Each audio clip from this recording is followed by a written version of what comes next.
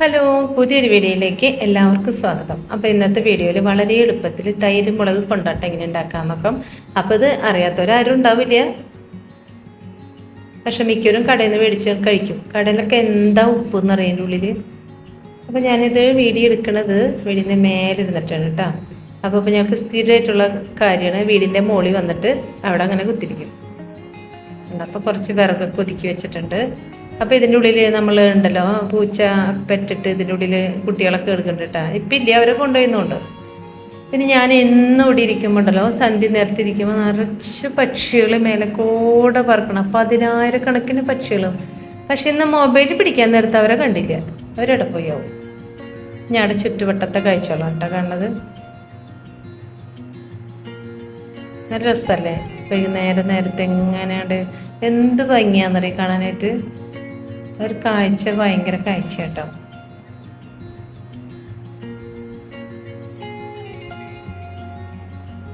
കുറേ വൃത്തിമെടുപ്പിലടക്കം എടുക്കണ്ട കേട്ടോ. എപ്പോഴും വിചാരിക്കും കേട്ടോ അടിക്കണമെന്ന്, പക്ഷെ ഇത്തിരി മടി കൂടുതലാണ് ചില നേരത്തെ, അതുകൊണ്ടാണ് അടിക്കാത്തത്.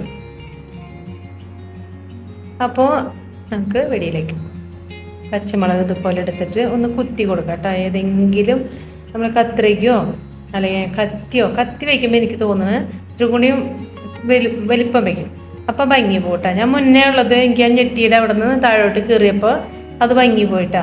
ഭംഗിയും വേണ്ടേ. ഇപ്പോൾ എൻ്റെ ക്യൂടെക്സ് ഇട്ടോ കയ്യാണ് കേട്ടോ കാണുന്നത്. ക്യൂടെക്സ് ഇട്ടിട്ട് പച്ച ക്യൂടെക്സ് ഇട്ടു. അപ്പോൾ എനിക്ക് തോന്നിയത് ഭംഗിയില്ല, ഞാൻ തുടച്ച് കളഞ്ഞിട്ടുണ്ട് കേട്ടോ. ഇത്ര വികൃത രൂപമായിട്ടിരിക്കും. അപ്പോൾ നിങ്ങൾ കടയിൽ നിന്ന് മേടിക്കാതെ വീട്ടിലുണ്ടാക്കുക. കടയിൽ നിന്ന് മേടിക്കുന്നത് ഭയങ്കര ഉപ്പാണ് കേട്ടോ. പ്രഷറൊക്കെ വന്നിട്ട് ഒരു ഇതാവും. വീട്ടിലാവുമ്പോൾ ഇങ്ങനെ ഉണ്ടാവില്ല. നല്ല പുളിക്കണ തൈര് തന്നെ നമ്മൾ ഇതിലേക്ക് ചേർത്ത് കൊടുക്കണം കേട്ടോ. ഇതൊക്കെ കറിയിലേക്ക് ഞാൻ ഈ കറി വെക്കാനുണ്ടല്ലോ, കറിയിലേക്ക് എരിഞ്ഞിടാനായിട്ട് ഈ പച്ചമുളകിനെ കേട്ടോ മേടിക്കാൻ എനിക്ക് ഭയങ്കര ഇഷ്ടമാണ്. മറ്റേ പച്ചമുളകിൻ്റെ എരിവ് ഉണ്ടാവില്ല. ഇതിൻ്റെ പാകം എന്ന് പറയണത് നല്ലോണം മിക്സാക്കി കൊടുക്കാം കേട്ടോ. നാവുമ്മ വയ്ക്കുമ്പോൾ കനപ്പ് വരണം, അതാണ് ഇതിൻ്റെ ഉപ്പിൻ്റെ പാകം. ഭയങ്കര ടേസ്റ്റാണ് കേട്ടോ, ഭയങ്കര ടേസ്റ്റാണ്. ഇത് വേണമെങ്കിൽ ഉപ്പിട്ടിട്ട് ഒന്ന് തിളപ്പിച്ചെടുക്കാം, അങ്ങനെ ചെയ്യണവരുണ്ട് കേട്ടോ. ഞാനിങ്ങനെ ചെയ്യാം, അറിയാത്തവരുണ്ടാക്കി നോക്കിയോളോ. തൈര് നല്ല പുളിക്കണ തൈര് തന്നെ വേണം. പാക്കറ്റ് മിൽമയുടെ തൈരൊന്നുമില്ലേ, അതൊക്കെ ഒന്നും കൊള്ളില്ല കേട്ടോ. നമ്മൾ പുളിക്കണ തൈര് തന്നെ വേണം. 2 ദിവസം വയ്ക്കുക, 3-ാം ദിവസം എടുത്ത് വെയിലത്തിടാം. വീണ്ടും കൊണ്ട് തൈരിലേക്ക് വേണമെങ്കിൽ ഇട്ട് കൊടുക്കാം.